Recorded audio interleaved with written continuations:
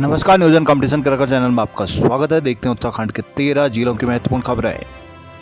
नैनीताल नेता प्रतिपक्ष आर्य समेत कांग्रेस और भाजपा के 15 नेताओं पर मुकदमा। जिला पंचायत अध्यक्ष चुनाव के दौरान नैनीताल में हुए बवाल के मामले में पुलिस ने क्रॉस केस दर्ज किया है। मतदान के दिन 5 जिला पंचायत सदस्यों को जबरन उठाने के आरोप में पुलिस ने भाजपा के नैनीताल जिला अध्यक्ष प्रताप बिष्ट समेत 11 नामजद और 15 से 20 अज्ञात लोगों के खिलाफ केस दर्ज किया है। वहीं भाजपा प्रत्याशी दीपा धर्मवाल की शिकायत पर पुलिस ने नेता प्रतिपक्ष यशपाल आर्य के अलावा 2 विधायकों और एक पूर्व विधायक पर अपहरण और मारपीट का मुकदमा दर्ज करा है। पुलिस ने दोनों पार्टियों के 15 नामजद नेताओं पर केस दर्ज किया है। बीते गुरुवार को मतदान स्थल से कुछ दूरी पर जिला पंचायत सदस्य डीकर सिंह मेवाड़ी, प्रमोद सिंह, तरुण कुमार शर्मा, दीप सिंह बिष्ट और विपिन सिंह को कथित तौर से जबरन उठाकर लाया गया था। घटना के वक्त मौके पर पुलिस भी थी। कांग्रेस ने भाजपा कार्यकर्ताओं पर खुलेआम गुंडागर्दी अपहरण का आरोप लगाते हुए हाईकोर्ट में याचिका दायर की। बाद में तलीताल पुलिस ने विभिन्न सदस्यों और उनके परिजनों की तहरीर पर भाजपा जिलाध्यक्ष प्रताप सिंह बिष्ट, प्रत्याशी के पति आनंद धर्मवाल, शंकर कोरंगा, चतुर बोरा, प्रमोद बोरा, परखर साहा, बीबी बापुनी, विशाल नेगी, पंकज नेगी, शुभम धर्मवाल, कोमल धर्मवाल से 10 में से 15 अज्ञात लोगों के खिलाफ मुकदमा दर्ज किया है। नैनीताल जिला पंचायत अध्यक्ष का फैसला अदालत में हुआ।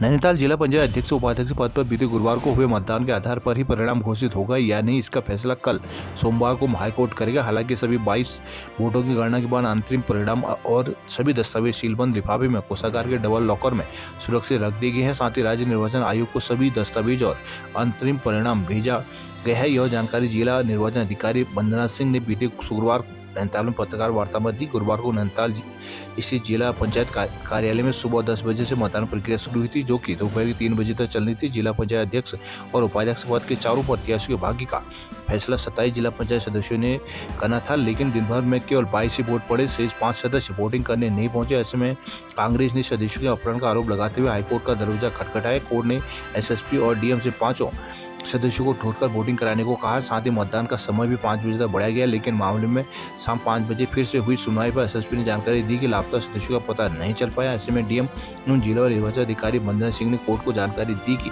पुनर्मतदान के निर्वाचन आयोग से पत्राचार किया जाएगा, जिस पर कोर्ट ने सहमति जताते हुए अगली सुनवाई के लिए 18 अगस्त की तिथि निर्धारित की थी। देहरादून में चुनाव धांधली के खिलाफ निकालेंगे यात्रा। नैनीताल के बेताल घाट में फायरिंग मामले में 6 हुए गिरफ्तार।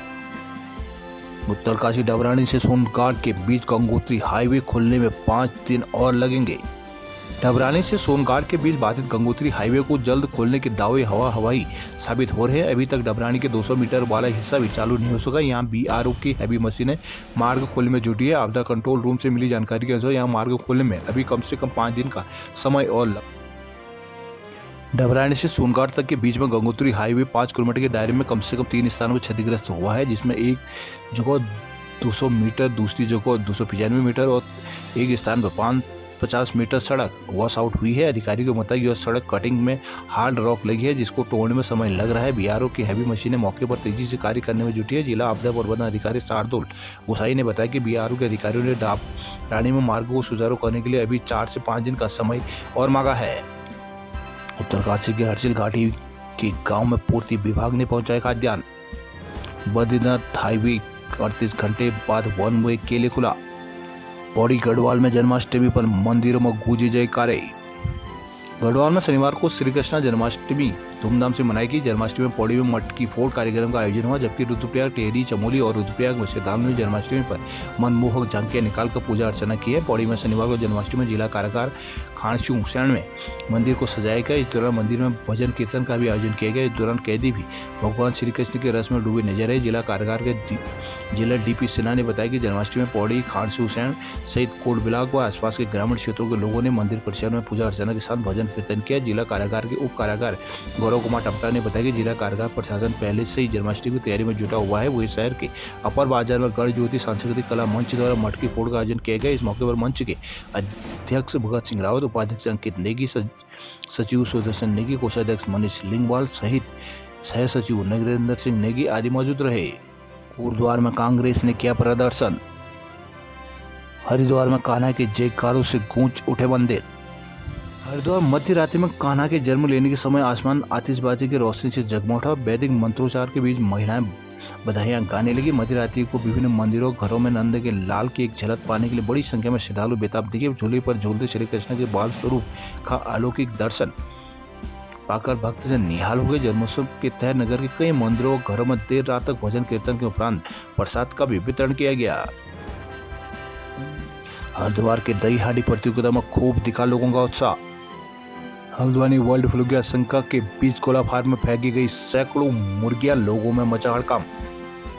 गोला फार्म में सैकड़ों मरी मुर्गियों की 3-4 जगह ढेर मिलने के बाद इलाके में हड़कंप मच गया। बर्ड फ्लू की आशंका के बीच मरी हुई मुर्गियों के फेंके जाने से ग्रामीण सहमे हुए हैं। गोला फार्म में अंतर्राष्ट्रीय स्टेडियम के पास 3-4 जगहों पर अलग अलग मुर्गियों के ढेर झाड़ियों के बीच फेंके गए। पिछले 2 या 3 दिन के भीतर इन मरी मुर्गियों को यहाँ फेंका गया है। इन मुर्गियों में कीट और पतंगे लग गए हैं। इलाके में दुर्गंध फैली है। ऐसे में लोग बर्ड फ्लू का खतरा जता रहे हैं। सवाल यह है कि आखिर अलर्ट के बावजूद यहाँ सार्वजनिक स्थानों पर कौन इस तरह मरी हुई मुर्गियों को फेंक गया है। यहाँ से यह मरी मुर्गियां लाई गई और किस कारण इनकी मौत हुई। नैनीताल के मुख्य चिकित्सा अधिकारी डॉक्टर दिनेश जोशी ने बताया गोलापार में मरी मुर्गियों के फेंके जाने का मामला संज्ञान में है। मौका मुआयना करके सैंपल लिए जाएंगे। यहाँ किसी को क्यों मरी मुर्गियां फेंकी इस बारे में पता लगाया जा रहा है। बर्ड फ्लू को लेकर पूरे जिले में अलर्ट जारी किया गया है। थल में घर की छत गिरी, परिवार बाल बाल बचा।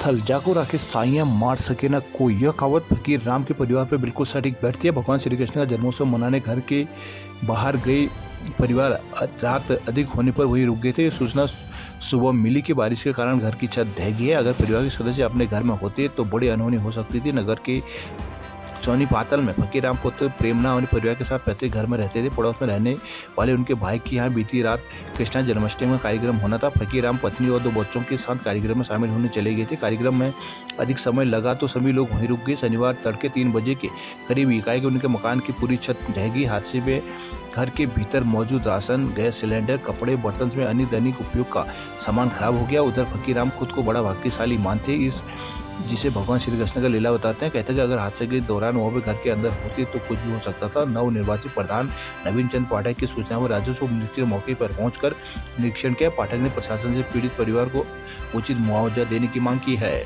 पार्टी देवीधुरा में भगवान मेले का हुआ समापन।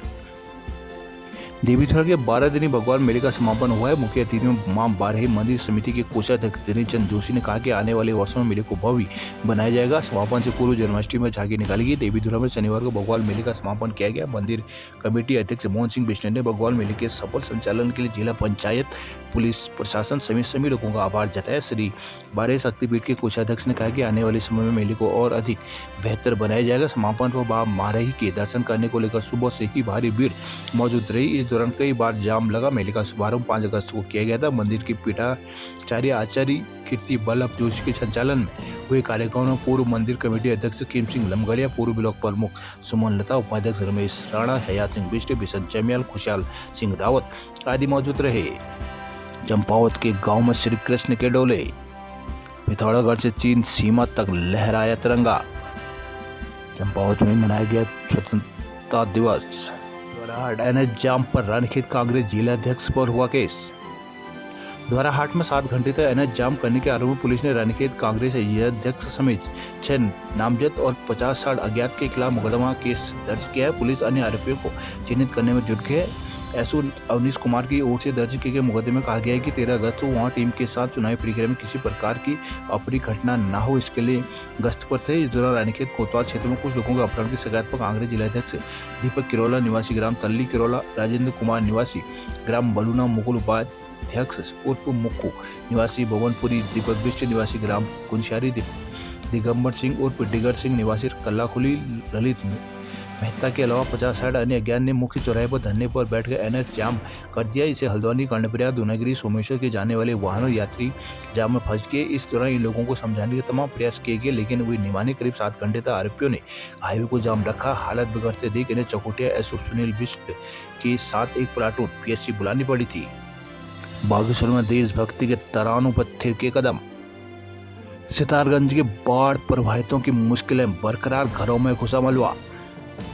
सितारगंज में 14 अगस्त को तड़के बैगुल नदी में आई बाढ़ से प्रभावित ग्रामीणों की मुश्किलें बरकरार है। बैगुल नदी का पानी घट गया, लेकिन गांवों के मार्गों खेतों में पानी भरा हुआ है। ग्रामीणों के घरों में मलबा भरा हुआ है। ग्रामीण दिन भर घरों का मलबा साफ कर रात शिविरों में आश्रय ले रहे हैं। गाँव में सांप कीड़े दिखने। 13 अगस्त की रात से पहाड़ों में हुई बारिश से 14 अगस्त को बैगुल नदी में रिकॉर्ड 46,000 क्यूसेक से अधिक पानी आ गया था, जबकि नदी का डेंजर लेवल 45,000 क्यूसेक था। बाढ़ से शक्ति फार्म क्षेत्र के अरविंद नगर झाड़ी गांव में करीब 250 परिवार बाढ़ के पानी में फंस गए थे। आसपास के गांव में जलमग्न हो गए थे। लोगों के घरों में 5 से 7 फीट तक पानी भर गया था। करीब 250 परिवार को घर छोड़कर राहत शिविरों में शरण लेनी पड़ी। तहसीलदार हिमांशु जोशी ने बताया कि राहत का कार्य तेजी से चल रहा है। अरविंद नगर में नुकसान का आकलन करने के लिए टीमें गठित की गई। प्रत्येक टीम में 2 राजस्व उपनिरीक्षक शामिल है। 2 कर्मचारियों को अहेतुक राशि चेक वितरण के लिए लगाए गए। अभी तक 80 बाढ़ प्रभावितों को 5,000 प्रति परिवार अहेतुक सहायता राशि दी गई है।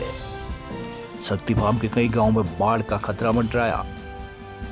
किचिया प्रशासन ने पराग फार्म की 1914 एकड़ भूमि पर ले लिया कब्जा। जन्माष्टमी पर काशीपुर के तमाम मंदिरों में निकाली गई झांकियां। काशीपुर के स्कूलों में स्वतंत्रता दिवस की रही धूम।